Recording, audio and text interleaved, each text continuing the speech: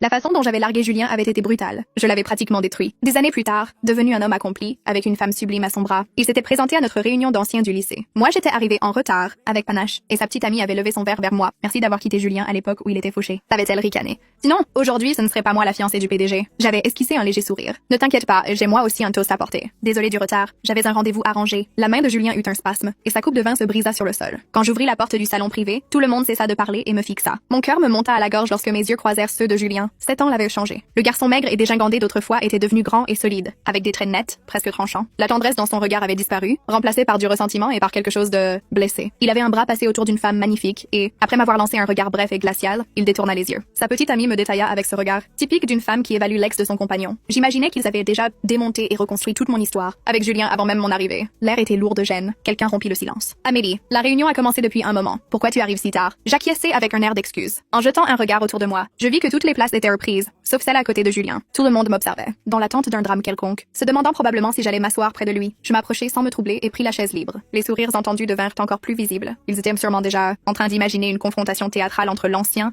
amour et la nouvelle fiancée, se disputant ce garçon. Julien me lança un coup d'œil rapide, la mâchoire crispée, puis baissa aussitôt les yeux. Sa petite amie, sentant sa tension, m'ignora froidement et serra sa main d'un geste possessif. Je ne comprenais pas. Pourquoi était-il si nerveux? Moi, je pris simplement la chaise, me retournai et la posai en face de Julien. Pardon, dis-je à la personne assise à côté de la place désormais vide. Tu pourrais te décaler un peu? Lorsque je m'assis, je levai mon verre. Désolé tout le monde, mon accompagnateur a eu un peu de retard. C'est à ce moment-là que la coupe se brisa. Julien resta figé une seconde. Puis, comme si de rien n'était, demanda calmement un autre verre au serveur. Les autres commencèrent à me taquiner au sujet de mon rendez-vous. Alors, il était comment? Bon à épouser? Il ressemble à quoi? Quelqu'un lâcha. Il est aussi beau que Julien? La salle tomba dans le silence lorsqu'ils réalisèrent la gaffe. Tous me regardèrent, puis nerveusement, Julien et sa petite amie. Julien jeta discrètement un regard vers moi. Quand nos yeux se rencontrèrent, il détourna aussitôt le visage, avec une expression faite de curiosité et de quelque chose d'autre que je n'arrivais pas à déchiffrer. Je rompis le silence. Il est plutôt charmant. Il est médecin. Je poursuivis. Quant au mariage, on verra. Les phalanges de Julien blanchirent autour de son verre. Sa voix était froide et sarcastique. Il gagne combien par mois? Je croyais que tu étais une chasseuse d'argent. Un médecin, vraiment? Son ton était imbibé d'amertume. Comme s'il s'accrochait encore au passé. Comme s'il continuait encore à m'en vouloir. À l'époque, nous avions prévu d'intégrer tous les deux Paris-Dauphine. Je n'avais pas été admise et finalement, je m'étais inscrite dans une université publique de la région. J'étais sur le point de le dire à Julien lorsque sa mère s'était présentée à ma porte. Amélie, je sais que tu n'as pas été prise à Dauphine. Je t'en prie, je t'en supplie, ne le dis pas à Julien. Il est fou de toi.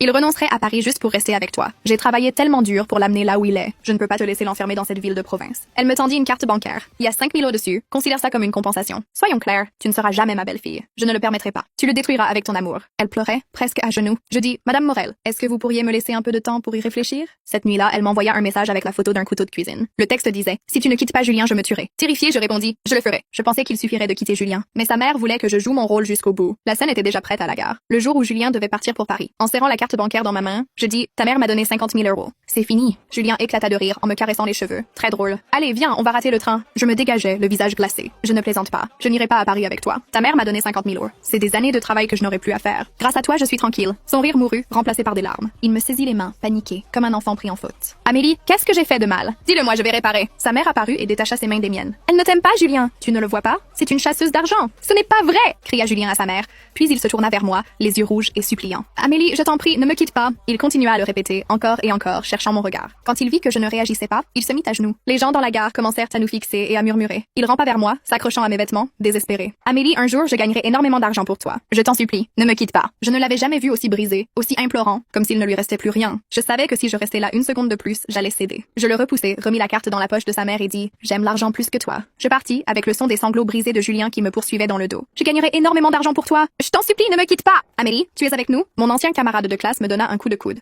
me ramenant au présent. La fiancée de Julien, Mélanie, porte un toast à ta santé. Je levai les yeux. Donc elle s'appelait Mélanie. Elle leva de nouveau son verre. Alors, merci encore d'avoir quitté Julien quand il était pauvre. Sans toi, aujourd'hui, je ne sortirais pas avec le PDG. Elle arqua un sourcil. Ah, et j'ai entendu dire que tu avais pris 50 000 euros à sa mère pour le quitter. Joli coup. Tu as déjà tout dépensé? Si tu en as encore besoin, je demanderai à Julien de te donner un peu d'argent. Considère ça comme l'aumône faite à une mendiante. La salle tomba dans le silence. Tout le monde me fixant avec incrédulité. Les murmures commencèrent. Mon Dieu, c'est vraiment une chasseuse d'argent. Pas étonnant que Julien disait qu'elle était obsédée par l'argent. Quel culot! Julien se leva, passa un bras autour de Mélanie et me fusilla du regard. Chérie, ne perds pas ton temps à trinquer avec une chasseuse d'argent. Elle ne le mérite pas. Je n'étais pas en colère. J'étais juste fatiguée. Pendant 7 ans, j'avais porté l'étiquette de chasseuse d'argent. J'avais déjà payé ma peine pour sa mère. Je sortis mon téléphone, ouvris la conversation contenant les menaces de sa mère et le posai calmement devant lui. Chapitre 1. La vérité que personne ne voulait voir. Pendant quelques secondes, personne ne parla. Julien baissa les yeux vers l'écran. Les messages de Tila, l'un après l'autre, nets, cruels, impossibles à réfuter. La photo du couteau, le chantage. La voix de sa mère prisonnière de ses mots qui ne laissait aucune place au doute. Si tu ne quittes pas Julien, je me tuerai. La mâchoire de Julien se crispa. C'est quoi ça? Je croisais les mains sur la table. La preuve que ta mère a tout détruit. Regarde l'heure. Regarde le numéro. Regarde même le nom si tu veux. Mélanie tendit la main,